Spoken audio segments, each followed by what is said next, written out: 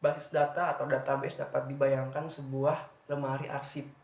Perlu dilakukan upaya penyusunan jika arsip cukup banyak.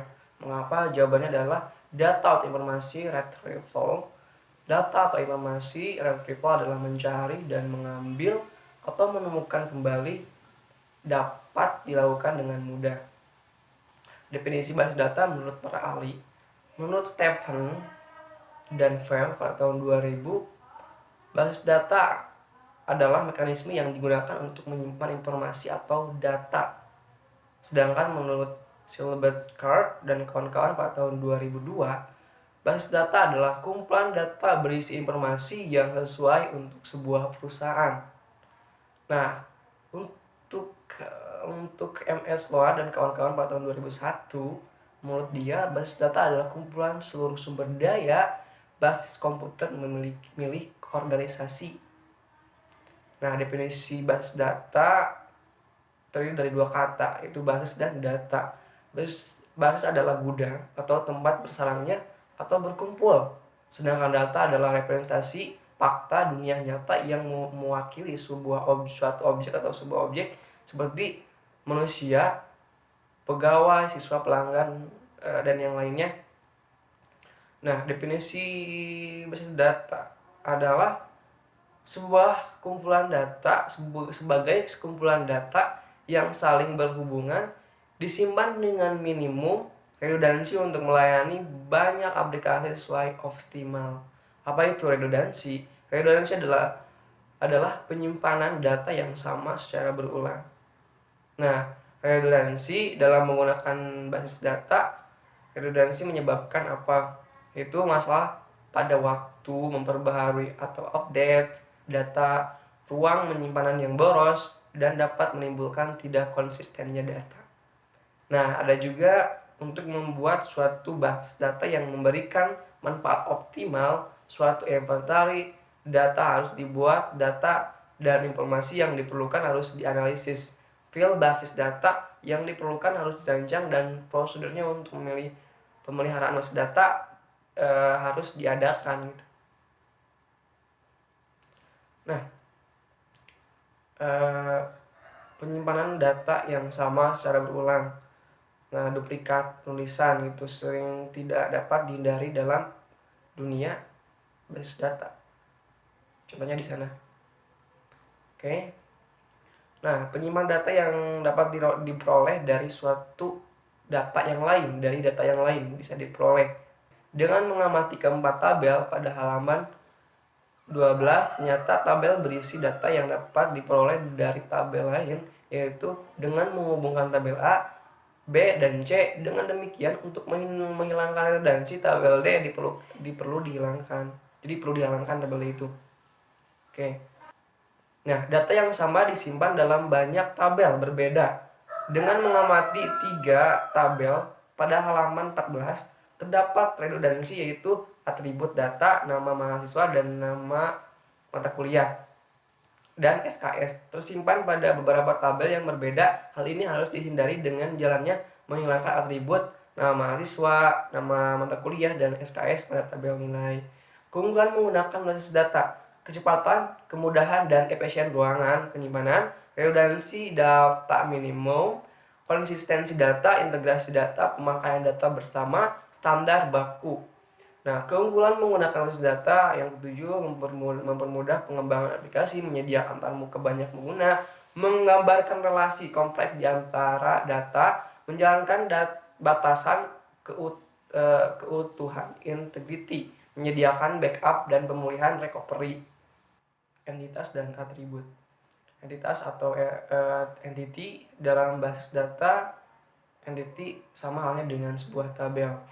Nah, atribut dalam basis data sama halnya dengan field. Nah, adapun jenis-jenis atribut ada atribut sederhana, ada atribut komposit, atribut nilai tunggal, atribut nilai jamak, atribut harus bernilai, atribut bernilai nol, atribut turunan. Nah, atribut sederhana merupakan atribut atomik yang tidak dapat lagi dipecah menjadi atribut lain. Misalkan entitas mahasiswa mempunyai atribut sederhana berupa NIM dan nama mahasiswa. Nah, atribut komposit adalah atribut yang masih dapat dipecah menjadi subatribut yang masing-masing memiliki arti tersendiri. Misalkan entitas mahasiswa mempunyai atribut alamat, maka alamat di sini dapat dipecah menjadi subatribut seperti kota, kabupaten, kode pos, dan yang lainnya. Nah, adapun atribut bernilai tunggal, atribut yang hanya memiliki satu nilai untuk setiap barisnya. Contohnya, entitas mahasiswa mempunyai atribut NIM, nama, dan alamat. Isi data dari atribut ini hanya boleh diisi dengan satu data. Jadi setiap mahasiswa hanya memiliki satu NIM, satu nama, dan satu alamat. Nah, sedangkan atribut nilai jamak adalah atribut yang boleh memiliki lebih dari satu nilai untuk setiap barisnya. Atribut harus bernilai. Atribut harus bernilai nol atau not null.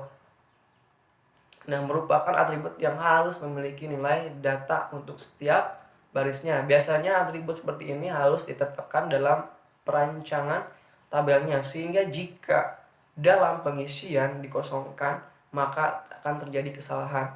Contohnya, entitas mahasiswa mempunyai atribut NIM, nama mahasiswa yang harus diisi datanya, sebab jika tidak diisi akan terjadi kesalahan atau error. Nah, atribut bernilai nol. Atribut bernilai nol adalah atribut yang boleh atau tidak memiliki nilai data untuk setiap barisnya. Contohnya, entitas mahasiswa mempunyai atribut hobi dan nama pacar atau yang lainnya yang boleh tidak berisi. Nah, sedangkan atribut turunan adalah atribut yang nilai-nilainya diperoleh dari pengolahan atau data diturunkan dari atribut lain yang berkaitan. Contohnya, entitas mahasiswa mempunyai atribut IPK yang diperoleh dari perolehan atribut nilai. Pada tabel entitas atau nilai dengan kode NIM mahasiswa yang sama dan diproses sehingga menghasilkan IPK untuk mahasiswa yang bersangkutan. Nah, konsep field atau atribut. Setiap field selalu terdapat kunci berupa field atau satu set field yang dapat mewakili atau record. Misalnya, nomor induk mahasiswa atau NIM merupakan kunci dari tabel mahasiswa suatu perguruan tinggi.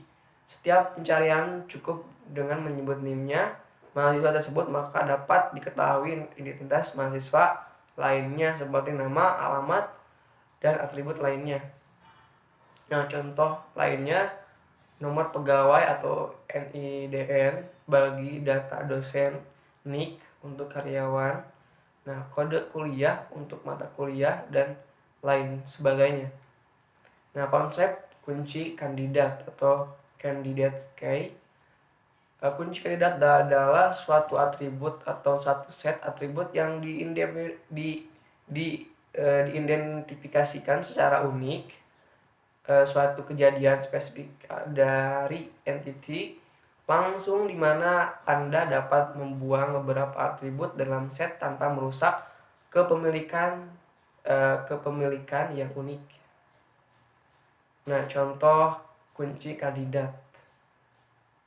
Contohnya yaitu kunci kandidat dalam tabel pegawai di samping dapat dipilih sebagai berikut. Contohnya di sana ya, ada contohnya. Nah, selanjutnya contoh kasus kandidat K. Oke, ini.